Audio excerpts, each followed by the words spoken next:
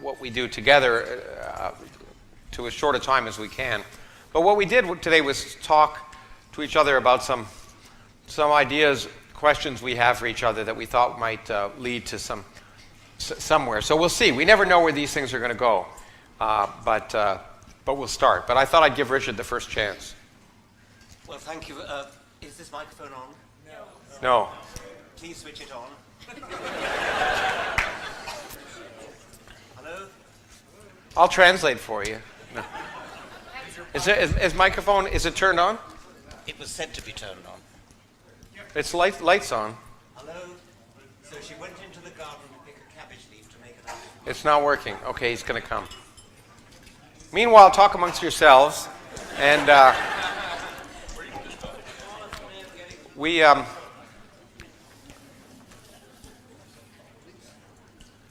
it's interesting because we were just together in Pasadena, and I think doing two different things, and I think it spurred some of the questions that are going to happen. Hello? There you go.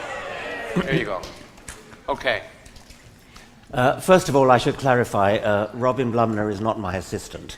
She is the CEO of the Richard Dawkins Foundation. Yeah.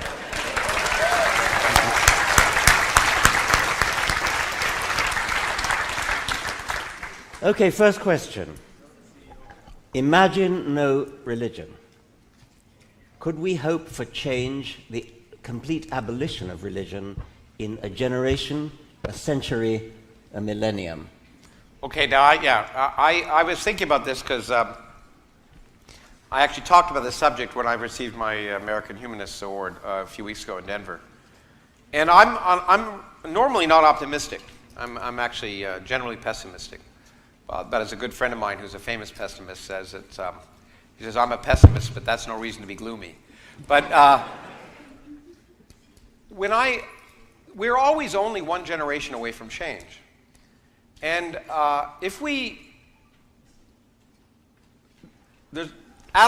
no hope for adults, okay? But there's hope for children. And if you look at what's happened, especially in the United States in the last year, less than a year, 2 years maybe somewhere between a year and two, about gay marriage. I mean, 2 years ago, it looked like many states were still going to think of a constitutional amendment to ban gay marriage. And now it's a done deal. It's a done deal not because it's gone through all the courts and the old white men and the Supreme Court and old white women too, not all white women anymore, are going to make a decision, because it doesn't matter, because the younger generation, it's not an issue for them. People my daughter's age, they don't understand what the issue is with gay marriage. And they're going to grow up, and they're going to become the lawyers and the Congress people and the judges and the media, the journalists. And so it doesn't really matter what the current generation thinks. It's over. It's a done deal. So it's always one generation away. And I started to think about the fact that we need to, and in fact, following, I suppose, what Peter said a little bit earlier today, we just need to encourage doubt in the schools. Doubt. So we really need to encourage teachers to be willing to confront things that are wrong in school. And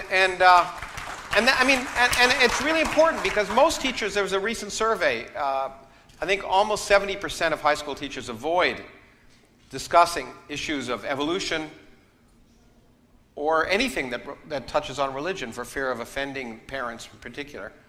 But that's exactly what they should be doing, because teachers, the purpose of teachers is to get students to not listen to their parents and not listen to the teachers, but to be critical and to encourage them to doubt everything they hear. So I actually think that when I look at what's happened with gay marriage, that although it seems like religion has been a part, and it has been a part of humanity since its origins, that really, because we're only one generation away, if we actively encourage through education doubt in children, then in a few generations I think there's hope. Well, I agree that we need to break the cycle of things being simply passed from generation to generation. That is really, really pernicious. And but I don't think it's going to be all that easy to do, especially in the Islamic world, which is where the big problem is. I mean, Islam is one of the great evils in the world today. Mm-hmm. And it is taken as more or less axiomatic that children, especially in the Islamic world, are going to grow up in the same religion as their parents. You see dire demographic projections saying by the year 2050, 50% of the French population will be Muslim or something of that sort. That's based entirely upon the assumption that every little child born is going to inherit the religion of its parents. That's what that kind of demographic statistic is based on.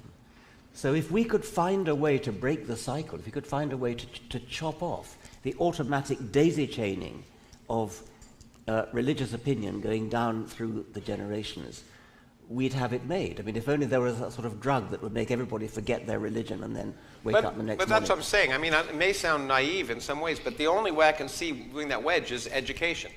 At some level, if we can start in the first world, if you want to say it, encouraging teachers to say, you know, the scriptures are incompatible with what we know about science. But I wonder whether we might not simply write off the adult world and try to convert the adult world, because they're the ones who are going to influence the children. I mean, let me tell one anecdote. I told it before, but we had a young man come to Oxford who was a young earth creationist.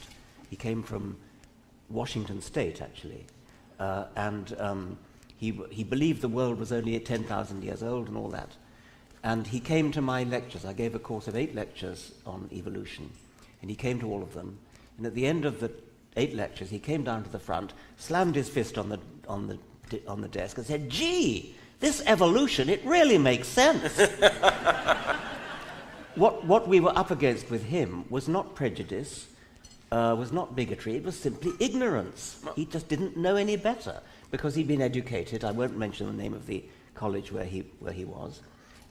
He had simply not been properly educated. But that's the purpose. I mean, if you look at the Taliban and you look at ISIS, if you look at the most extreme versions, that is what they want. They want to encourage ignorance. Yeah. And so I don't see any hope but to try and infiltrate that through education. Ultimately, I see hope because I think that ultimately to become once there's a lot of upheaval going on now, and I don't think Islam is any different than Christianity was 500 years ago in terms of its violence. 500 years is a long time. It's a long time. It's started 500 years later, and it's more dangerous because we live in a world where you can create more problems, especially internationally with access to social media, as we heard earlier today.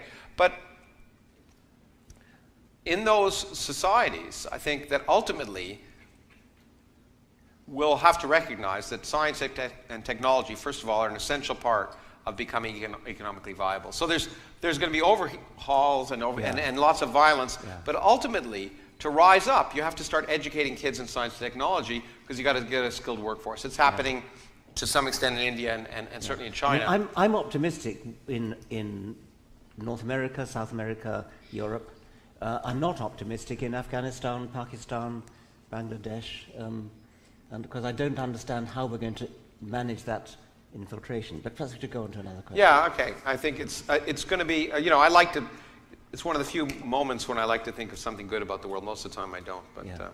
But speaking of imaginal religion, this is a question that we were talking about a little bit. I think one of us got asked it in Pasadena. Because we always get hit with this thing. Science is no different than religion. Because, scientists have faith. And isn't faith in science the same as faith in religion? So, it's an important. I think it's an important thing for people to hear because you'll get asked it if you haven't been asked it already. It is amazing how often we get asked that. Yeah. It's the whole point about faith, of course, is that it's belief without evidence, whereas the whole point about science is that it is evidence. I mean, it's the only evidence that's applicable to the real world. And so, to say that we have faith, I mean, in a sense, we sort of do. I mean, we have faith in logic, we have faith in mathematics, but you don't need faith because it works. That's the key point. I think that's the point that it's, if you're a scientist working on something, a physicist, say, because that's science, and you're working for 10 years on something, at some level you've got to, you think it's worth working on, so you have faith that it'll work out. But the point is that you're willing to throw it out in an instant. It's because you have faith that it's a good idea, but you find out if it's a good idea in the end, not by you, but by nature. And so it's a difference. The kind of faith that I think religion has is, as I said before, is having the answers before you ask the questions. Yes. In science, you have faith that the questions are good questions. And you don't know what the answer is going to be. A related question is, but you have faith that your wife loves you, or something of that sort. That's pure faith. Well, it isn't pure faith. It's, again, evidence. It's evidence based upon words. It's evidence based upon looks. It's evidence based upon little catches in the voice. There are all kinds of evidence that your wife loves you. You may be mistaken. That's the thrill of being a scientist, is being mistaken. You reject the hypothesis when and move on, hopefully. Yeah.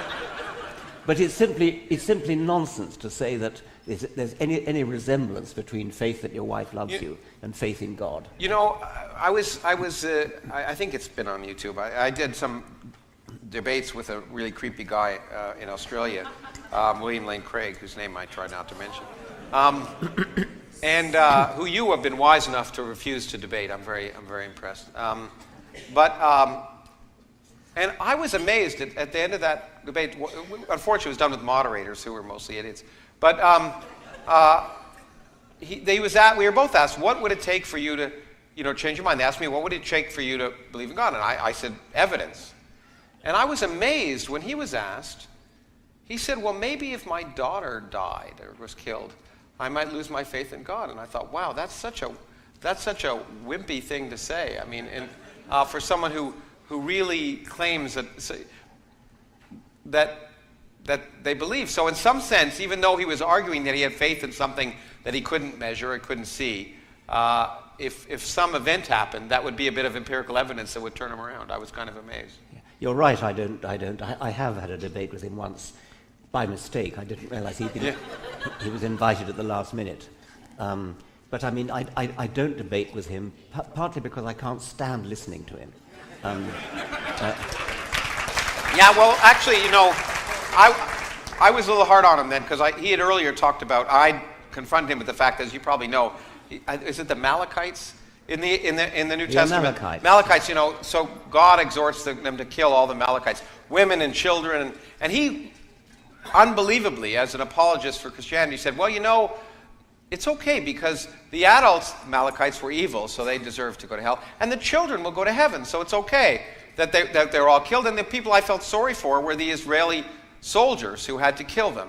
But that's the only people I felt sorry for. So when he said if his daughter died, he wouldn't believe in God, I said, what if she were a Malachite?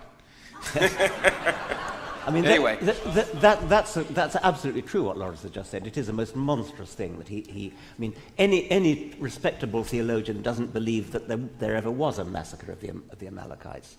But he does. And he thinks it's okay. He thinks it's okay. We shouldn't have brought his name up. We shouldn't have. He remained with us enough. But the other thing is that he's a pompous pedant. Yeah. I mean, you really get sort of premise 1. Yeah. Premise 2, consequence 3. Yeah, you know, he's a very pedantic. He makes it seem like... He pretends he's doing logic. Yeah, okay, let me... So, yeah, it's your turn. Okay, right. One of the problems that we have, I think everybody in this community has, is the extent to which we should worry about giving offence. Should we worry about giving offence?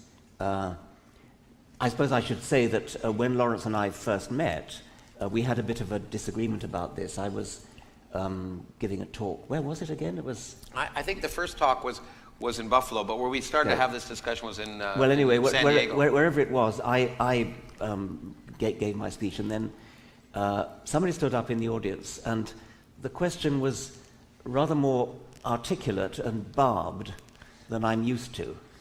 And it was, of course, Lawrence. He complained that I was too aggressive. He complained in a very aggressive way. Yeah. That I was too aggressive. We met afterwards in the bar, I think, and talked it over and decided to continue our discussion in the pages of the Scientific American. Yeah, we did a dialogue for Scientific So American. what's your position on that now? Well, I have to admit, I've come around a lot. I've seen, first of all, as all of you know, who know Richard, he's not nearly as aggressive as, this myth of him being strident, which is a word that started to get applied to me when I started to ask questions about whether you could make a universe without God, just simply asking the question, I got called strident, and I began to become more sympathetic, and I saw that, in fact, this sense of aggressive pit bull-like behavior was not always there, but more importantly, my mind really came around, I think, with Charlie Hebdo more recently, because, and I wrote a piece about it, I think offense, the person who, if you're offended, you own that problem. You're the person, you can decide how to respond. You can, if you're offended, first of all, you can decide whether you're going to be offended or not. Secondly, you can decide how to respond. Well, okay, I think you're wrong for this reason or this reason or this reason, or you can cut someone's head off or whatever. And so the response I have now, I think I learned from you, from our friend in England. What's his name? The tall guy. He said, so you're offended, so I offended you? Oh, Stephen Fry. Stephen Fry, yeah. Yeah, Stephen Fry said, so you're offended? Well, so fucking what? Yeah, exactly. And I think that I still think one has to, if you're trying to communicate, you've got to ask who you're communicating to and try and adjust your language to try and reach people, because people don't hear what you say unless they're prepared to hear what you say. So there's a lot of, and I've called it seduction in the past, and I think it's important. Teaching is seduction. Christopher Hitchens had a slightly different version of that, slightly more seductive version. Not much. He said, you're offended? I'm still waiting to hear your argument. Yeah, that's exactly. And that's the good line. The point is, if you're offended, think about it. But I think we need to offend at some level. But at the same time, I think we have to moderate that and realize that for different groups, different strokes for different folks, and it takes all kinds.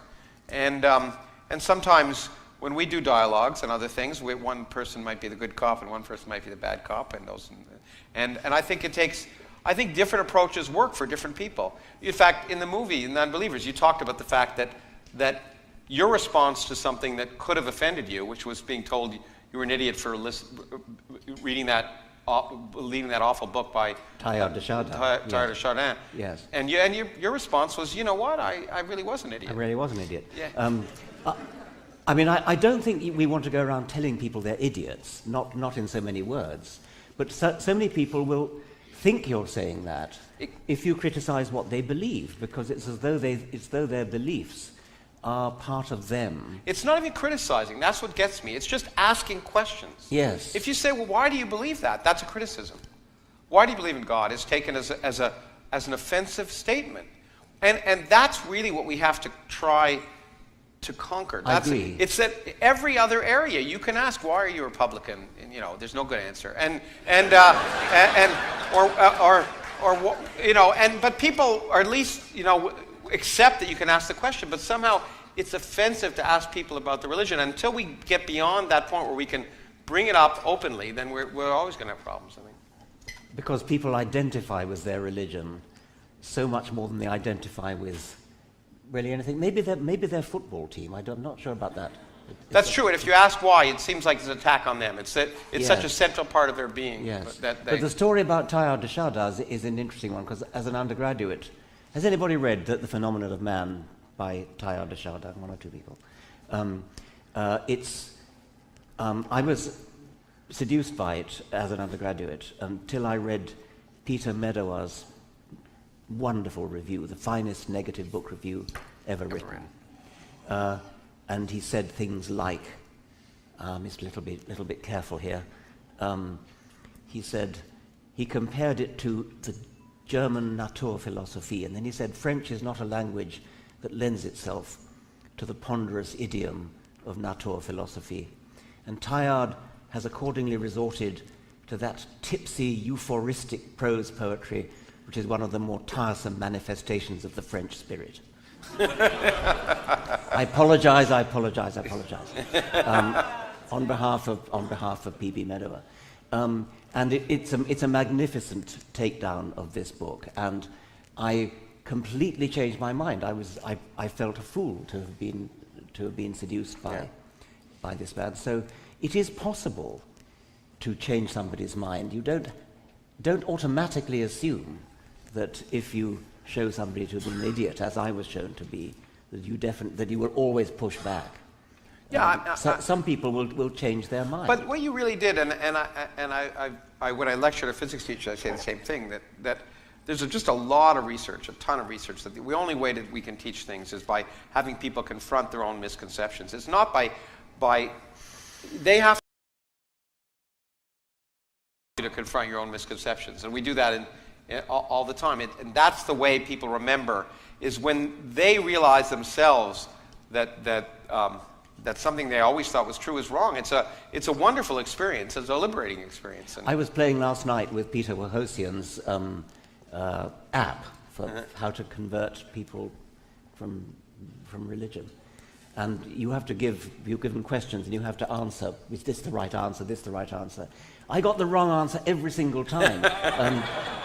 And the app said, that was too confrontational.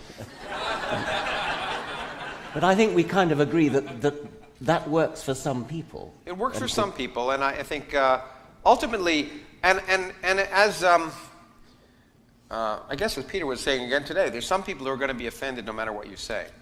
But I think you have to,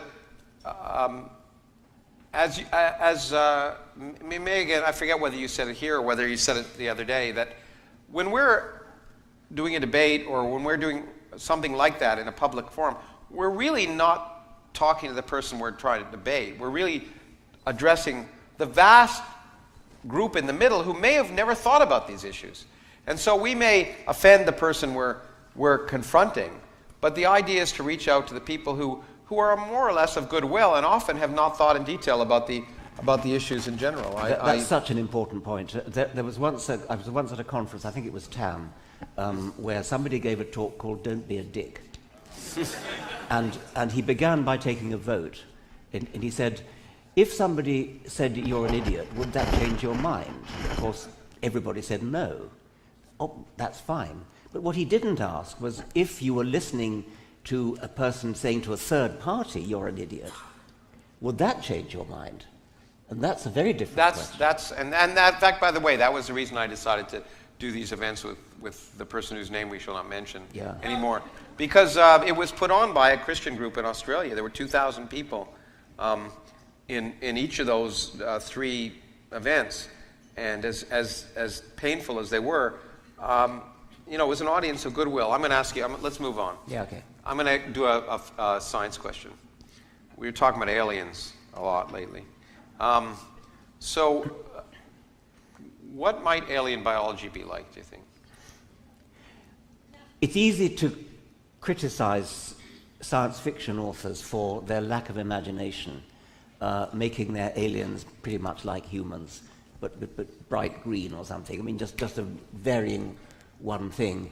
And one's apt to praise a science fiction author who really, really stretches the imagination and thinks of something entirely different, like a living organism that's entirely in a gaseous medium rather than in a solid medium or something of that sort, or not carbon-based but silicon-based. I think it's arguable that alien life might actually be more like our sort of life than the pure imagination might suggest. For a start, I'd stick my neck out and say that alien life, if there is any, and I'm pretty sure there is going to be Darwinian life. I don't think I'd be very surprised if there was any other way in which the complex organization, the pseudo-purpose of life could come about by anything other than Darwinian natural selection. Once you've got an intelligence that's evolved by Darwinian evolution, then of course you've got the possibility of intelligent design, manufacturing complicated things which are evidence of life but are not life themselves, at least not yet. So I think it's a genuinely interesting question to ask, and I wish that more chemists and biologists would ask the question, can you imagine, what kinds of alien life can you imagine? Does it have to be carbon-based? I talked to Harry Kroto, the Nobel Prize-winning chemist, about this a few months ago, and he said, absolutely, it's got to be carbon. He was very adamant about this. There's nothing else, no other element has the properties of carbon that can produce the sort of macromolecules that you need. I would chip in and say it's got to be Darwinian. That means there's got to be a genetics of some sort. My conjecture is it would have to be digital genetics, because it's got to be very high fidelity genetics. Otherwise Darwinism doesn't work. And I think that probably means it's got to be digital. Analog genetics, I think, would be too subject to mutation. Would it have to be a one-dimensional code, as DNA is? Or could you imagine a two-dimensional genetic matrix? I think you could. I don't see why it shouldn't be two-dimensional. I doubt if it could be three-dimensional because of the difficulty of readout. That's one of the reasons why protein could never serve as I the think genetic molecule. From a chemistry perspective, I'm actually I feel more strongly than Harry does. We had a meeting on which you were at, The Origin of Life, at ASU, and talking to the chemist and looking at the chemistry, I'm reasonably convinced that not only is it likely just to be carbon, but people have been thinking about whether you can have different base pairs. You know, we have these 4 base pairs on DNA, and I'm pretty sure it's chemistry that determines that, and which is ultimately physical arguments that determine energetically what can form and what can't. And I would be very surprised if life had a different code anywhere else. I mean, people have tried with 5 letters and 6 letters. There's a few people in Florida working on that. But I would go out so far as to say that I would be very surprised if it were actually ultimately different at all. If in fact it had anything different than carbon and a genetic code like we have. I think that ultimately things have been directed by energetics and entropy, and as well as ultimately natural selection. You cannot mean the same genetic code. You could mean a triplet code. Well, well, it could be, but I wouldn't be surprised if ultimately demands of fidelity combined with demands of molecular pairing led to something that was very similar. In any case, I bet it would be a triplet code. No, sorry, I don't. I mean, I wouldn't mind that argument. I'd be extremely surprised if it was the same triplet code. Okay, we'll have a bet. Another question would be, do you need protein to be the executive branch? And that I think is arguable. I mean, there's a good case for it. No, I think that it probably is. Protein has marvelous properties for making enzymes. Yeah, absolutely. And for being coded by nucleic acids. I don't think there's any reason to suppose that the same 20 amino acids. We'll talk about that maybe a little bit later. I'm not as convinced that in fact the set that has been chosen is just random. I think there may be energetic arguments, and I'm fascinated to see. I'd love to be wrong, but it would be interesting. The problem is, by the way, that it's a very difficult question to answer, because we are likely to find life elsewhere in our solar system. I suspect in the next century we'll find evidence for extant or extinct microbes. Now, if we see that they have the same genetic code, you might say, aha, well, it's always that way. The problem is, no planet is an island. We already know that rocks get knocked out of Mars, come here, and microbes can certainly survive the voyage. So life on any one system in the solar system could easily pollute other areas of the solar system. Now, maybe under the oceans of Europa or what? Enceladus, yeah, exactly. That's probably a better source right now. Because there's a barrier, you might say it's been so protected that it hasn't been affected at all by life on Earth. But the real way would be somehow to see life in a system that hasn't interacted with our own, and that's going to be obviously a lot harder. If you move on to more sort of gross anatomy, things like eyes and ears and legs and things, I wouldn't be at all surprised if alien life had eyes, because light is a marvelous way of forming images, and there are only about 9 ways in which you can make an eye. Yeah. And all 9 of them have been adopted several times over in the animal kingdom on this planet. So I think it would be not at all surprising to find that on another planet there were eyes answering to the same principles as eyes that we have here, the camera eye, the compound eye, the parabolic reflector eye. Again, that's because it's physics, right? Yes, that's Yeah. right. Yeah. So if No, if so there's- I'm not if being there's- facetious. If there's if the planet is not shrouded in perpetual fog, if light can travel freely in straight lines, then I would expect that eyes would evolve. But, if there is perpetual fog, I'd expect echolocation to Well, What about symmetry? symmetries. What about symmetry? you can You mean ask. biological symmetries? Yes. Biological symmetries are interesting. Almost all animals are bilaterally symmetrical. Some phyla are symmetrical, radially symmetrical. Echinoderms are mostly 5-way symmetrical. I think you can think of sort of rather mundane good reasons why animals are bilaterally symmetrical. The difference between up and down is very important. The difference between front and back is very important. And unless you're going to go around in circles like the one-eyed geyser, you're pretty much going to be symmetrical in the left-right. But you know, plane. but this also represents a kind of myopia. We talk about life being carbon-based, but in fact, we live at a time when life is carbon-based. But one could imagine that the dominant form of life on Earth in the future is not carbon-based. Namely, if computers become self-aware, then you could imagine a time in the future where the dominant life form is not carbon-based and is not symmetric, by the way. At least my Mac is prettier than a PC, but it's not symmetric in that sense.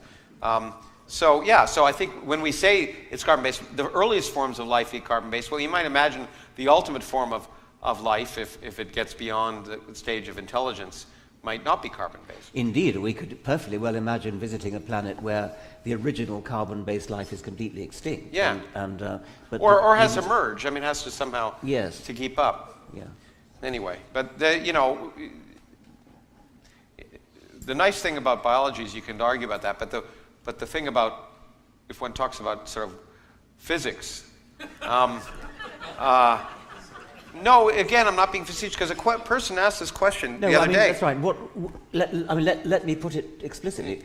We've talked about an alien biology. What would an alien physics look like? And I take it would just be physics. Exactly. Yeah. I tried to, I was in China a few years ago when someone was talking about Eastern medicine. I said, there's no such thing as Eastern. Medicine is medicine. It's like Tim Minchin has a great skit. He talks about alternative medicine. And he says, you know what alternative medicine that works is called? Medicine. But the laws of physics are the same everywhere in the universe. And the reason I think it's important is because of another confusion, and it was asked last night in Portland. Some guy got up, and I didn't want to challenge him. I was just in the audience, but he took as a matter of faith that we take it on faith, he said. He was talking about scientists having faith. He said, you take it on faith that the laws of physics are the same everywhere. No one takes it on faith. We test it.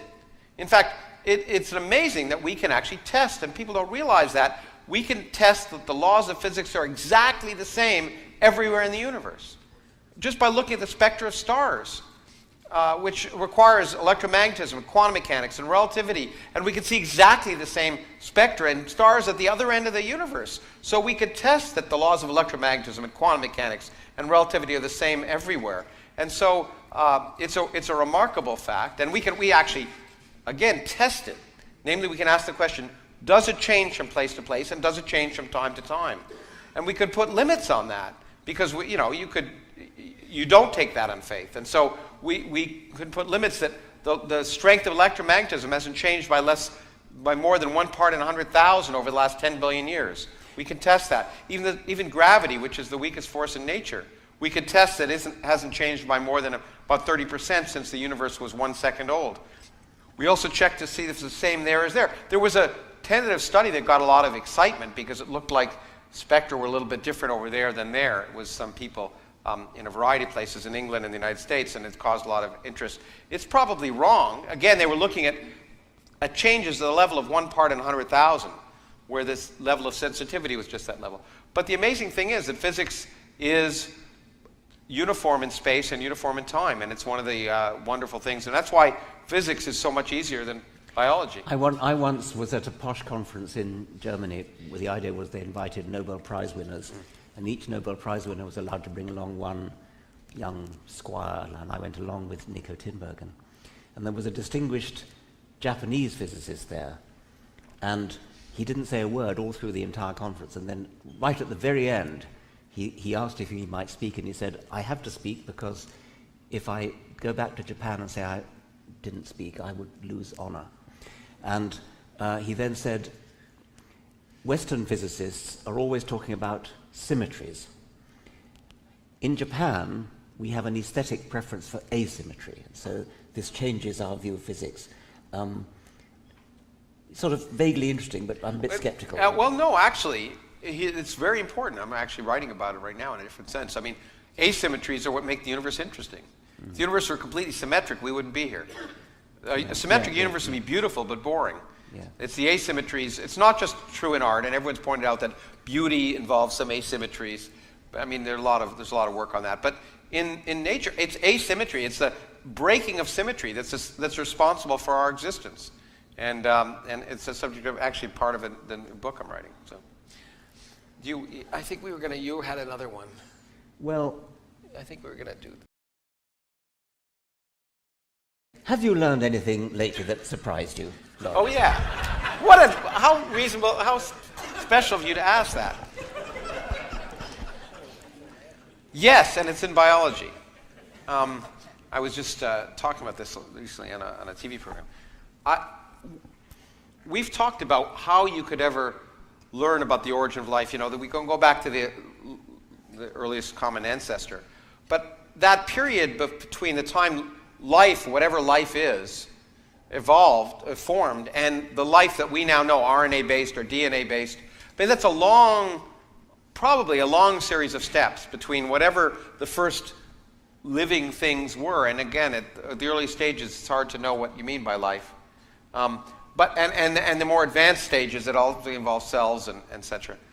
And there's a really neat, I just learned that people can actually, there's some studies that are actually allowing us to learn about that early period, which I thought would never be accessible. And it involves the thing that makes you sleepy when you eat turkey. Tryptophan, which is one of the amino acids. And it's a long story, but the neat thing is it turns out that these people have been able to discover that it's actually incorporated. There are 20 amino acids, but it's incorporated in far fewer proteins than others. And in fact, they can now show that it was incorporated very late in the life process.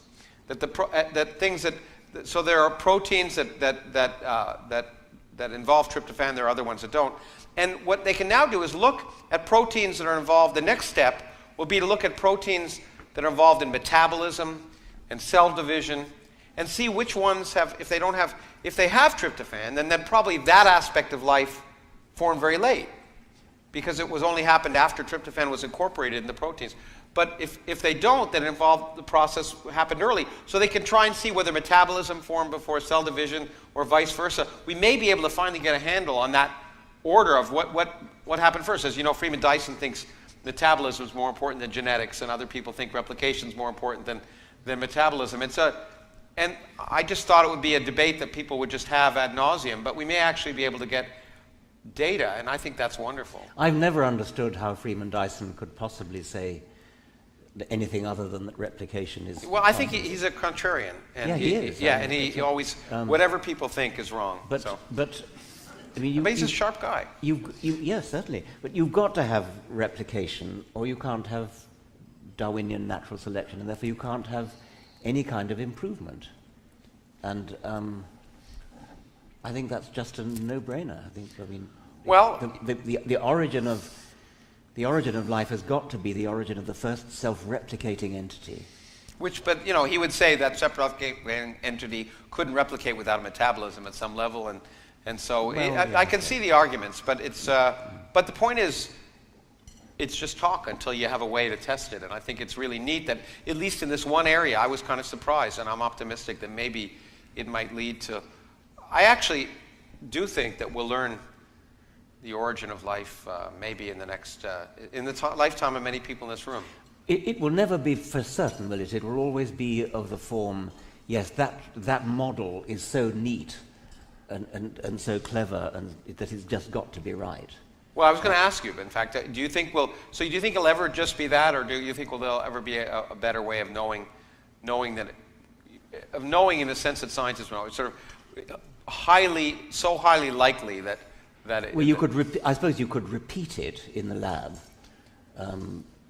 but I suspect it's more likely to come from a model which will just be so brilliantly neat and elegant that... It's interesting you say that. So you sort of think origins in biology could be kind of like origins in physics, because many people would say, I've written about the origin of the universe, and ultimately it may come down to theoretical models, because although I'll spend time tomorrow talking about new optimism I have that we may be able to explore the very beginning of the universe, but ultimately it may be model-based, and I'm surprised, biology is kind of an experimental science, so I'm surprised to... Oh, there's a lot of model making. There's a lot of modeling in biology. The whole of, Mendel, the sort of Morgan study of the order of genes along chromosomes is all done by not actually inspecting chromosomes. It was done by measuring things out in the real world, measuring frequencies of linkage between things. And of course the triplet code, the DNA code, brilliantly modeled. By a former physicist, I guess. Yeah. Yeah, absolutely. I'm sorry. I had a great XKCD. There's a lovely quote by a famous physicist beginning with W, who said something like, "It will all be so beautiful that we will say, oh, how could we not have realized it before?" It was something like that. I remember the name if you said it. It begins with W. I think we've probably talked about this before, but I can never really get a physicist to persuade me that he or she actually fully understands quantum theory. As I understand it, quantum theory's predictions, experimental predictions, are so magnificently fulfilled to so many significant figures that I think it was Richard Feynman who said it's equivalent to predicting the width of North America to the width of one human hair. Yeah. So that means, in some sense, it's got to be right. Yet the assumptions that quantum mechanical theory makes in order to derive those predictions just sound kind of loopy.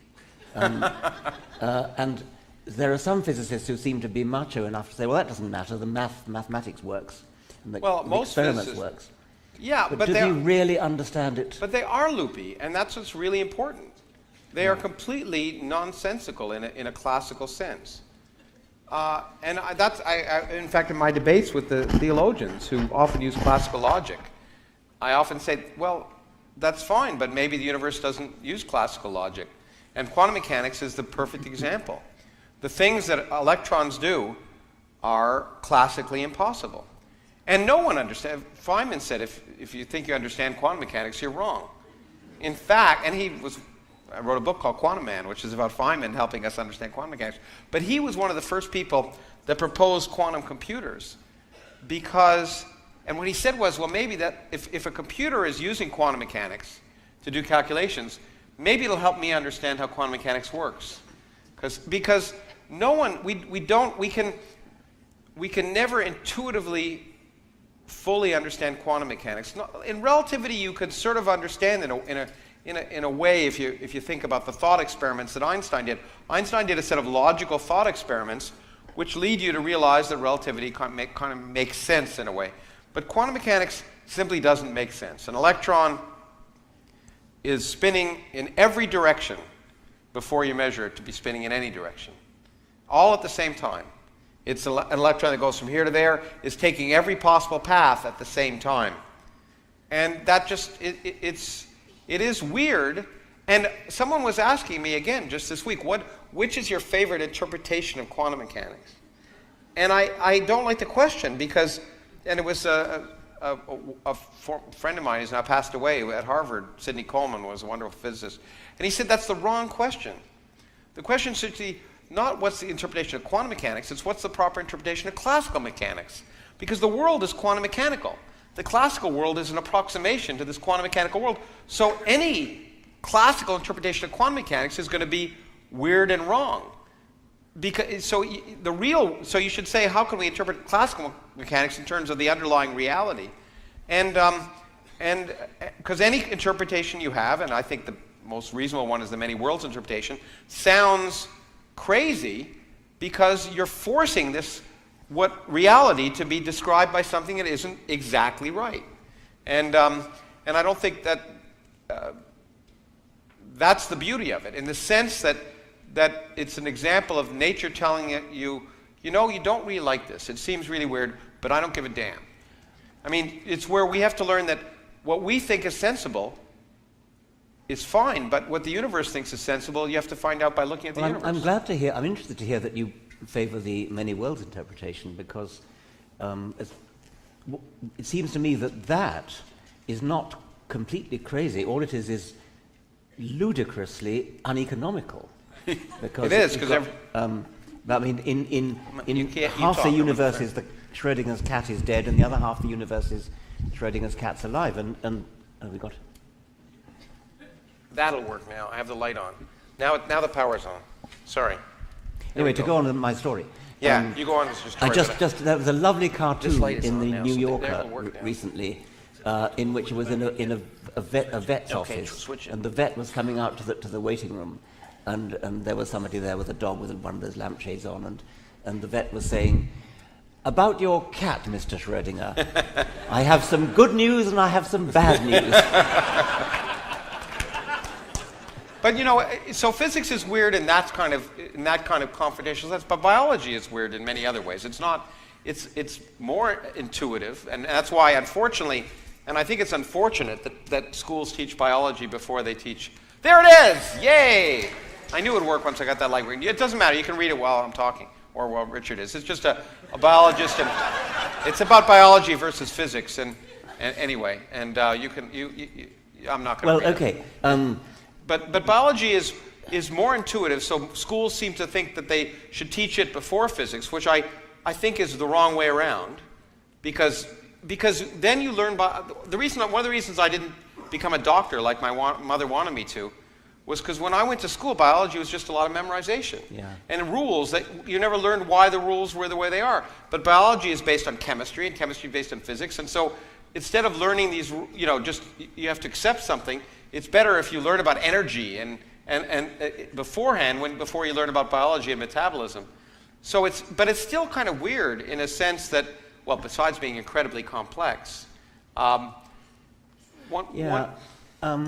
mean, I'm wondering whether the weirdness of comparing classical physics with, whether the reason we understand classical physics is that our brains were naturally selected as wild animals to move around in a world of classical physics. I mean, we had to survive in a world where you moved at medium speeds, not relativity sort of speeds, and interacting with reasonably large objects, not interacting at the quantum level, and whether we would find quantum theory. But that's why I think we even talked about this once in the movie too. But that's why evolution's so weird for people, is because we're also selected to think that a century is a long time. Yes. And we just can't picture the fact that biology works in general over much longer time scales. But there's something much, much weirder about quantum theory than just that. I mean, getting your mind around hundreds of millions of years is not a thing you can intuitively do, but you can kind of just extrapolate from shorter periods. The two-slit experiment with quantum thing, I mean, it's just... It's ridiculous. Yeah. And that's why I think when it comes to deep questions, and when people let's say the universe from nothing, when I talk about theologians who love the idea of cause and effect, here's an example of ultimate weirdness. If the universe began as a quantum fluctuation, but if space was created where there was no space, space and time are tied together. So space was created. People don't have a problem in their mind thinking of space suddenly be created. But space and time are tied together, so that means time was created. That means there may have been no time before the Big Bang. And well, that I have means a problem with that. I have a problem with space being created as well. Okay, well, good. But the thing is, that means cause and effect go out the window. Because if there's no before, cause and effect always requires that before and after. And if there is no before, then we have to just adjust our minds and realize that those kind of questions, which are sensible, seem sensible, are just not. But every time I learn something new about biology, I find it weird. For example, it's true that the genetic code, I guess, makes me up, but some people tell me now that I'm much more influenced by the mass of bacteria that are in my body, which have much greater impact on my biology than any of the parts of my genetic code. And if that's the case, that means a lot of our thinking about what governs the way we are is really wrong too. So that means me as an entity is determined by bacteria, which you don't see, and even maybe the way I think, maybe whether I'm in a good mood or a bad mood, all the things that you think are what make you up integrally as a human being are affected by things that are completely organisms that are not even, you wouldn't even have thought a part of you.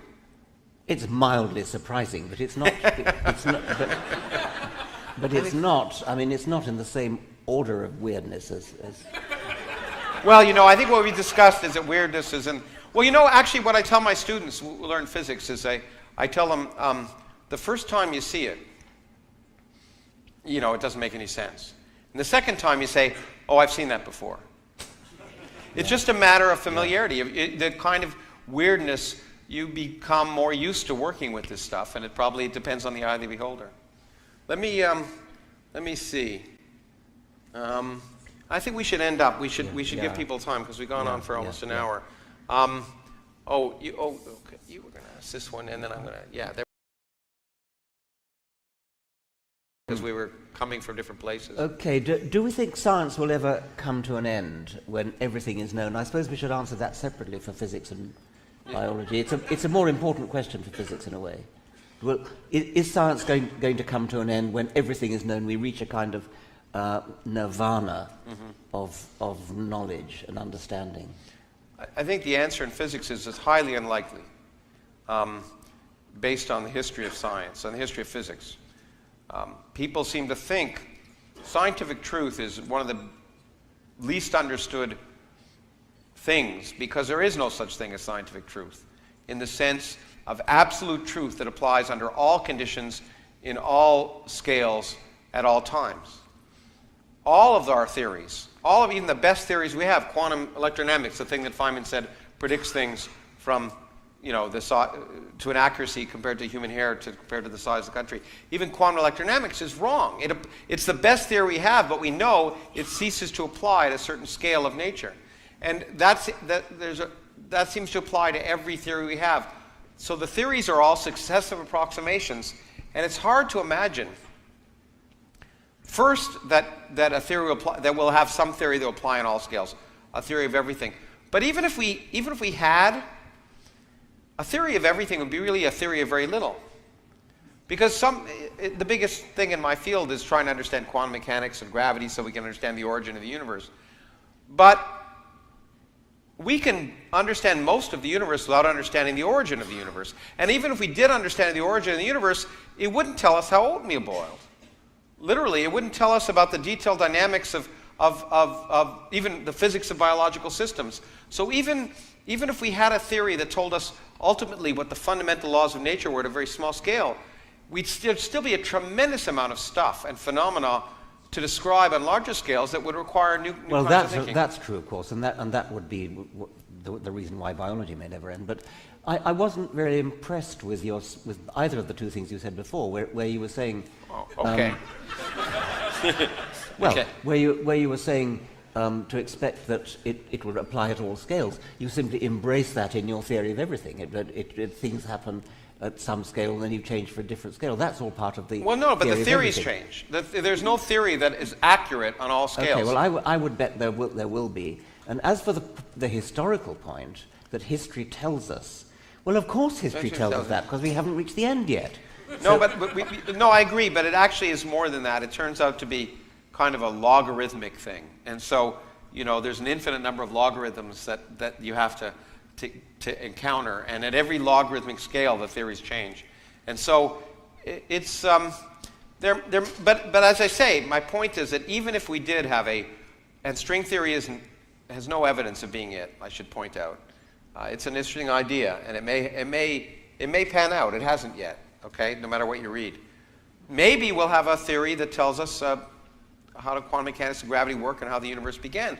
But there'll still be a tremendous number of phenomena that knowing that will not help you understand, as I say, how oatmeal boils. And that's physics that's of a different sort. Or maybe how molecular motors work, what the physics of molecular motors is. So there's essentially almost an infinite a number of different phenomena.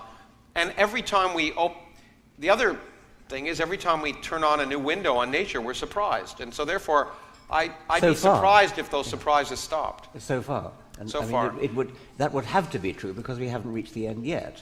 But I mean, I would bet that physicists will come up with a theory of everything, but that biologists will go on dealing with complexity, which is sort of what you were saying at the end, in a way, that there'll be lots of detail. So you don't think biology will ever end?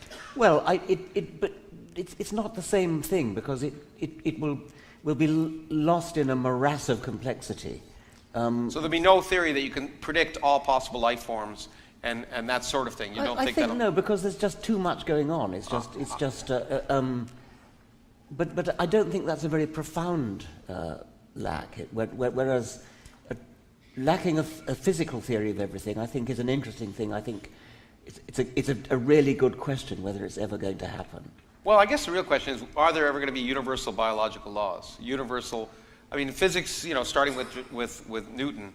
Yeah, I don't think the word law is appropriate really. For in the same way as it is in physics. Okay, let's end because I want to do two things. What's Richard Dawkins Foundation? What are you doing now that excites you with that? The Openly Secular campaign, I suppose, is the main one, where we're trying to take a leaf out of the gay community's book. As you were saying earlier, Lawrence, there was a tremendous transformation in the status of gay people in America and in Western Europe as well, where they've got moved from being pariahs to being highly accepted, respected members of society, getting married, and have done it by coming out. And we are trying to encourage atheists and secularists to come out, set an example, to show that we are ordinary, nice people who are good at doing things, and we're pleasant people, and we're friendly people, and we don't have horns and a tail. And we're trying to do it by getting people to do little YouTube videos of themselves, or selfie YouTube videos, where they say, I am a bus driver, I am a lawyer, I am a doctor, I am a fire engine driver, and I'm an atheist, or I'm a secularist. I'm openly secular. Secular rather than atheist, because I suppose we're trying to get a more all-inclusive people who are actually religious, because many religious people are also secular. That's one thing. Another thing is sort of more minor things, working towards getting all our YouTube videos subtitled in many languages, especially Arabic, Urdu, Persian, to try to spread our YouTube net much more widely. We're sponsoring productions of Inherit the Wind, that magnificent play which was done as a film with Spencer Tracy about the Scopes monkey trial. It's the 90th anniversary of the Scopes monkey trial. And so we are sponsoring productions of Inherit the Wind by school dramatic societies in 90 schools around North America. those are some of the. What else have we got? Oh yes, we've got the Teacher Institute for Evolutionary Science. One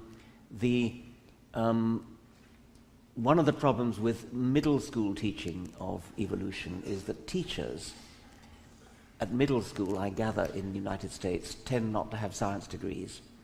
And they tend to be a bit intimidated about teaching evolution because they're accustomed to being, criticized very heavily by parents, sometimes by children, sometimes by other teachers. And they're not equipped to answer the criticisms because they don't know enough.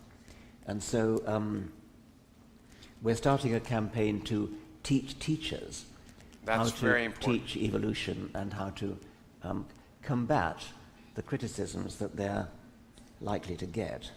You know, I want to add, I don't have a foundation, but there's something I'm involved in that's related to something you said that I'm very pleased about and I want to promote, so I'll do it here. It's the opposite. I think it's really important to get those YouTubes out in Arabic, and I think The Unbelievers has actually been subtitled in Arabic, which I'm very happy about. But the opposite, I was very honored to be asked. It relates to something Miriam was talking about earlier. Raif Badawi, who many of you know of, who was arrested and subjected to lashing and 10 years imprisonment for blogging. They've just his work was in Arabic, and there is now going to be a translation of his put into a book, and they asked me to write the foreword, which I just did, for his book, which is going to come out. And I think it's really important that we work the other way around, that the important people in those countries, as Miriam was saying, the people who are fighting for free thought, that they not be silenced. And so I was really proud and pleased to write the foreword, and I hope it becomes very popular because we really need to give them a voice. And we should all do what we can to make sure those people are not silenced because they are the future, in my opinion, of those countries. So, anyway. I think we should just stand for one. I think we've gone on long enough, and there are some questions, I guess. Yeah. What teacher in school made the most impact on you and why? Well, I've written about this in my autobiography, Yeah. so anybody who's read it, Mr. Johan Thomas taught me biology, and it's just possible that somebody hasn't heard me tell the story before, but just one memorable story. We were talking about Hydra, which is a small coelenterate, a small creature of fresh water, and he said, "What animal eats Hydra?" And he turned to the first boy, "What animal eats Hydra?" And the boy guessed, and "What animal eats Hydra? What animal eats Hydra?" And all around the class he guessed, and by the end we were all agog to know what animal eats Hydra. Sir, what animal does eat Hydra?" And then he waited to total silence, and then he said, "I don't know." I don't know. And I don't think Mr. Coulson knows either. Mr. Coulson! And he rushed to the door, opened the door, flung open the door, and led in his senior colleague who was teaching in the next room. "Mr. Coulson, do you know what animal eats Hydra?" Mr. Coulson said, "No." And I think none of us have ever forgotten that lesson. And that just epitomizes this man. He inspired me, I think he inspired many people to become biologists. Oh, I don't know if I can compete with that. That's a great story, and it's a great teacher. I was fortunate, by the way. I think I had a whole set of wonderful teachers who got me excited, and particularly allowed me to be me, which I think is the most important thing. There were teachers who were a little upset at me being me, but probably I would say not a science teacher. I had a lot of good science teachers, but for me it was I think an English teacher who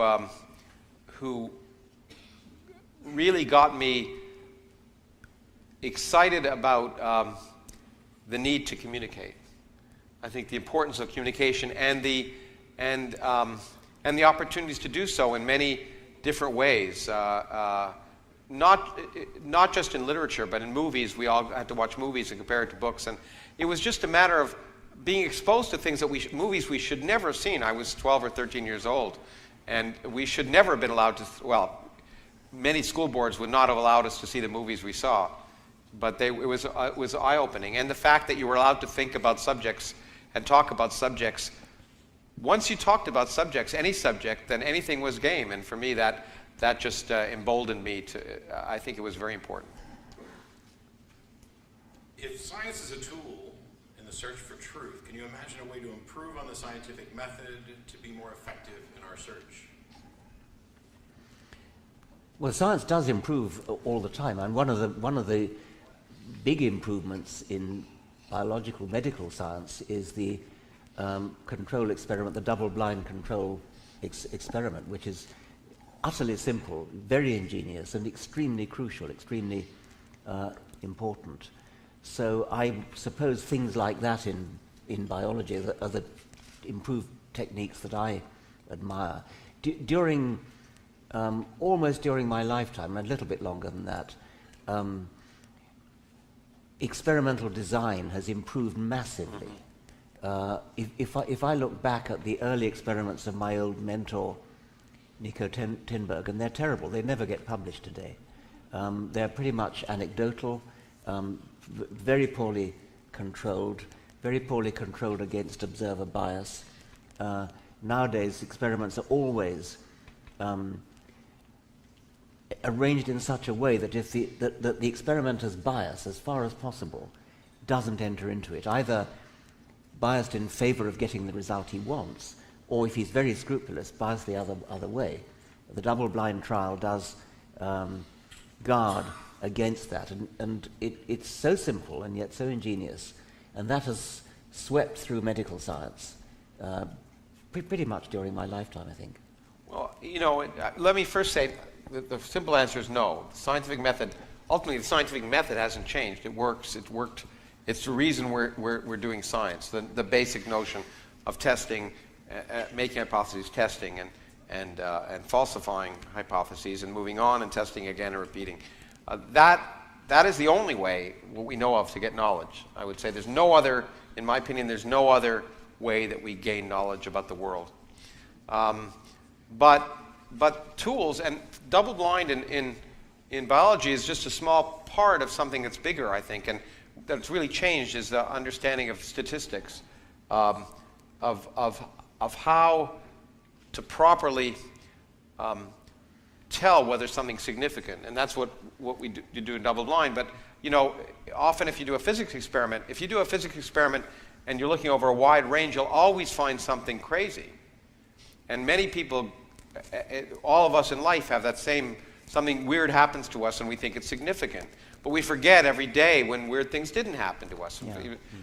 I often tell a story of Richard Feynman who would go up to people and say, "You won't believe what happened to me today. You won't believe what happened to me." And they'd say, "What?" He'd say, "Absolutely nothing." And so we have built a whole series of techniques to tell whether results are in fact significant. And I'll talk about one tomorrow in a really important way. But here's an interesting fact. I think we're not there yet. In quantum electrodynamics, which is the best theory in nature that we have, almost all the original experiments, almost all of them, differed from the final result by what we call 2 sigma, which means 2 sigma means that there's a 95% likelihood that the number you're giving is right. Well, it turns out things that should happen 5% of the time in science happen now about 50% of the time. So the way we determine likelihood is So humans have one less chromosome than other apes, and because 2 of them fused. This seems to defy the gradual process of evolution as I understand it, insofar as mom and dad would have 24 and Junior would have 23. Would Junior be the same species as her parents? Oh, good. This is a very interesting question. Yeah. It's true. All the other great apes have 48, and we have 24, and we have 23. We know exactly what happened. We know that 2 chromosomes fused together. They joined together, and you can actually see the join. You can actually see that this is chromosome whatever it is in a chimpanzee, and that's chromosome whatever it is in a chimpanzee. They have actually joined together end to end. So it's a magnificent, spectacular demonstration of evolution. As to whether you call it gradual, well, who cares? I mean, it's clearly in one sense not gradual. It's clearly in another sense extremely gradual. It's just a single event, a single joining event. So that is just one event. But it's dramatic in the sense that it's one fewer chromosomes. It doesn't matter what you call it. That's a semantic question. What it is a truly spectacular demonstration of evolution, which really couldn't be explained in any other way. Not just explained, but I use it as an example of because what a lot of people say evolution is, which it isn't. They say it's historical science, and they say historical science is different. But all science is historical science. But if it were just historical science, it would just be telling stories. But what you do is take evidence from the past and make predictions about what things you haven't seen, whether it's 5 minutes ago or 50 million years ago. And that was a prediction, right? You say, look, great apes have one more chromosome than humans. If they evolved from a single common ancestor, then one of them must have fused. It's a prediction. Yeah. And in fact, the prediction was made before it was seen exactly where the fusing was. So it's an example of the fact that evolution actually predicts things, or evolutionary biology makes predictions about the future. Yeah. But the other thing is it may, we also confuse form and function, so that fusing, that ultimate fusing, may have been a partial fusing at some intermediate species. Who knows? I don't know. I mean, it didn't have to happen in the exact form that it's been seen now. I don't know if you. And so. Well, I wouldn't mind if it did. I mean, yeah, but it didn't have. It could have been a series of stages. As for whether Junior was the same species as its parents, again, who cares? The question is, I mean, would it have been incapable of interbreeding? Yeah. And my guess is it would have been capable of it. Do you have difficulty suspending disbelief when you see a film that has supernatural or religious elements? If it's a good film. I mean, I've obviously written about science fiction a lot, and the best thing about science fiction is not the science, it's the story. And if it's a good story and grips you and is interesting, then you're willing to suspend disbelief. If it's a stupid story, then you don't want to. And what you want to have is that the elements that you have to suspend disbelief for not be so glaringly ridiculous that you give, like take for instance Interstellar, the worst movie ever made.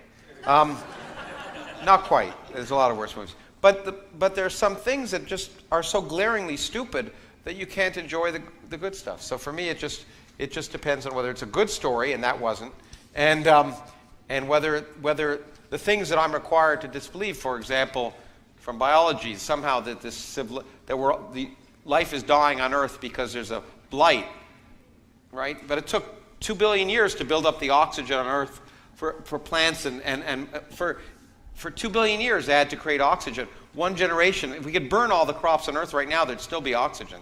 I mean, just simple things like that. So if you do something so stupid, then what about you? Yeah, that applies to science fiction. But I mean, the general question, it's no more difficult than when you read a novel. You know the characters in the novel never really existed, but you empathize with them, you get it under their skins, you feel sad when they die. I mean, you can do all that. I can